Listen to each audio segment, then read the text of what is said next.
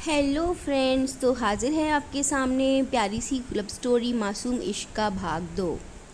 गाड़ी में बैठने के बाद से दोनों के बीच कोई बातचीत नहीं हुई थी। सिमरन ने बैठते ही आंखें मूंद ली थी और अपने एक तरफा प्यार को याद करते हुए वो सो गई थी। नैन आराम से गाड़ी चला रहा था और बीच बीच में सिमरन के चेहरे पर आ रही लटों को खिसका रहा था। उफ, कौन रखता है आज के टाइम में इतने लंबे बाल। जितना मैं इन्हें हटाने की कोशिश कर रहा हूँ उतना ही उलझते जा रहे हैं। मारेगी मुझे ये पक्का आज, पर क्या करूँ, इसे देखे बिना चैन भी तो नहीं पड़ता मुझे। नैन अपने ख्यालों में खोया एक हाथ से सिमरन का गाल सहलाने लगा था। क्या कर रहा है बे? सिमरन एकाएक चिल्लाई तो नैन ने घबराकर हाथ पीछे खींच लिया। वो मैं तेरे बाल, वो तेरी आंखों पे। नैन को समझ ही नहीं आया कि क्या कहे सिमरन से। अच्छा वो छोड़, ये बता अब आज क्या ब्रेकअप स्टोरी लेकर आया है।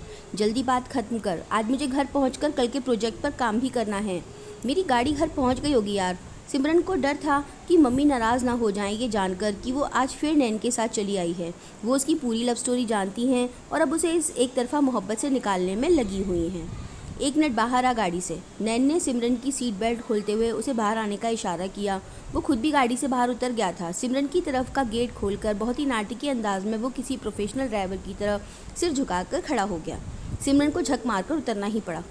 ओए, ये तो अपना स्कूल है। सिमरन अपना स्कूल देखकर फिर से छोटी बच्ची बन गई। हाँ, अपना स्कूल सिमू। आज की लव स्टोरी सुनाने के लिए मुझे इससे बेहतर और कोई जगह लगी ही नहीं। सिमरन नैन का मुंह देखने लगी। उसे समझ ही नहीं आया कि नैन क्या बात कर रहा है। स्कूल बंद हो चुका था मगर डेजी आंटी की कैंटीन अभी भी खुली हुई थी। अपनी उसी पसंदीदा बेंच पर सिमरन को बिठाकर नैन ने डेजी आंटी को इशारा किया, स्कूल टाइम की तरह, और उनके स्टाफ ने दोनों का पसंदीदा नाश्ता सामने लाकर मेज पर रख दिया। सिमरन का favourite samosa with cold drink और नैन की एक्स्ट्रा मसाले वाली मैगी। डेजी आंटी को अभी तक अपना स्पेशल ऑर्डर याद है? सिमरन हैरान थी। अरे नहीं, ये तो सर ने कल से बोल रखा था हमको। नैन से पहले ही स्टाफ ने जवाब दे दिया। सिमरन की पलकें भीग गईं, अपना वो सबसे खूबसूरत स्कूल टाइम याद करके। तभी नैन ने पुराने स्टाइल में उसका समोसा क्रश किया और अपनी मैगी के ऊपर बिखेर दिया। फिर सिमरन की कोल्ड ड्रिंक से एक सिप लेकर मैगी और समोसे का मिक्सचर सिमरन को खिलाने लगा। यमी, न्यू मज़ा आ गया।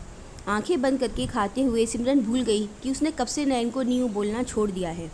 नैन ने सिमरन का हाथ कसकर पकड़ लिया। बस वही वाली सिम्मू चाहिए थी मुझे अपनी। नैन के मुंह से सुनकर सिमरन चौंक गई। सिमरन ये बात सुनकर एकदम भावुक हो गई और बेंच से उठकर स्कूल के गार्डन में भाग गई। नैन और आशना के प्रपोजल वाले दिन भी वो वहीं गई थी भागकर, और बहुत रोई थी सबसे छुपकर। पर आज वो अकेली नहीं थी।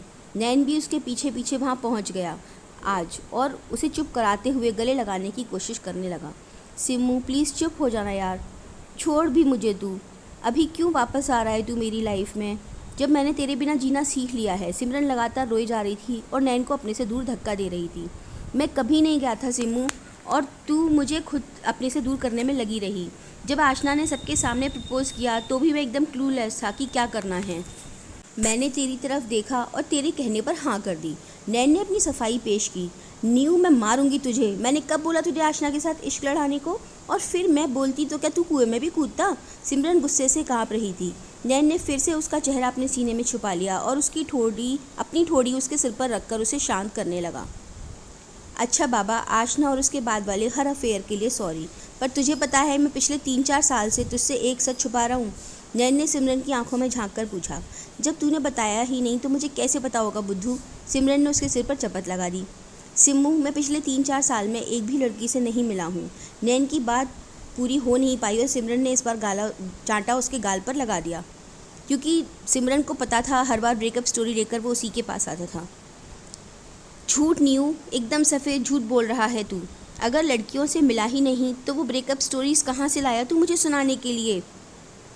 मेरी कितनी इंपॉर्टेंट मीटिंग और काम छूटे हैं ये तेरी इन स्टूपिड ब्रेकअप पार्टीज़ के चलते, और अब तू कह रहा है कि तू पिछले कुछ सालों से अकेला रह रहा है। My foot. सिमरन गुस्से से मुंह फेर कर खड़ी हो गई। हाँ पगली, मैं तेरे पास आता था और झूठी ब्रेकअप स्टोरी सुनाता था क्योंकि मुझे तेरे साथ टाइम बिताने में बहुत मज़ा आता था। तेरा मुझे पैम्पर करना, मेरी फेवरेट आइसक्रीम अपने हाथ से खिलाना, बीच पर घुमाना और मुझे नए नए कपड़े दिलाना। तूने शायद ध्यान नहीं दिया है पर पिछले कुछ सालों से मैं बस तेरे दिलाए हुए कपड़े ही पहनता हूँ। नैन सच कह रहा था। आज वाली शर्ट भी सिमरन ने ही दिलाई थी उसे करीब 3 साल पहले।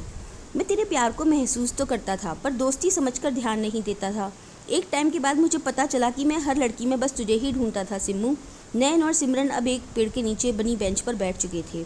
सिमरन नैन के चेहरे को एकटक निहार रही थी और सच और झूठ का फ़र्क समझने की कोशिश कर रही थी। अभी 15 दिन पहले भाभी ने बताया कि उनके यूएस वाले भाई से बात चल रही है तेरे से। सच कहूँ सिम्मू, ऐसा लगा जैसे किसी ने ज़ोर से मुक्का मारा हो मेरे सीने पे। रोज़ तेरे पास आने की सोचता और फिर यही लगता कि जाकर कहूँगा क्या।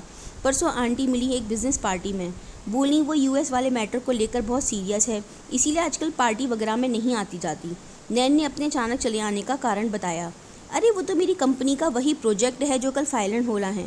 तुझे लगा शादी का प्रपोजल? अब सिम्मू को बात समझ में आने लगी। यस, और बस सुनते ही लगा कि मेरे हाथ से रॉकेट छूट गया। सारी रात रोता रहा मैं। फिर सुबह मेरी हालत देखकर माँ ने समझाया कि ये सिर्फ दोस्ती नहीं प्यार के लक्षण हैं। तब मुझे पता लगा कि मैं तो तुझे बहुत टाइम पहले से ही प्यार करता हूँ। I love you Simmu.